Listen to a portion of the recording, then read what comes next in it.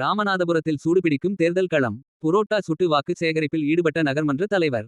ராமநாதபுரம் சட்டமன்ற தொகுதியில் திமுக மாவட்ட செயலாளரான காதர் பாட்ஷா முத்துராமலிங்கம் மீண்டும் வேட்பாளராக களம் இறங்கியுள்ளார்.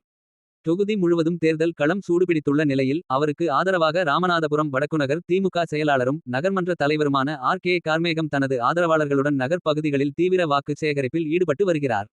பொதுமக்களிடம் வீடு வீடாகச் சென்று வாக்கு சேகரித்து வரும் அவர் ராமநாதபுரம் நாடார் தெரு பகுதியில் உள்ள புரோட்டா கடை ஒன்றிற்கு சென்றார். அங்கு தானே நேரடியாக கல்லில் புரோட்டா சுட்டு அங்கிருந்த கடை ஊழியர்களிடமும் வாடிக்கையாளர்களிடமும் மிகவும் நூதனமான முறையில் தீவிர வாக்கு சேகரிப்பில் ஈடுபட்டார். இந்த நிகழ்வு அப்பகுதி மக்களிடையே பெரும் சுவாரஸ்யத்தை ஏற்படுத்தியது.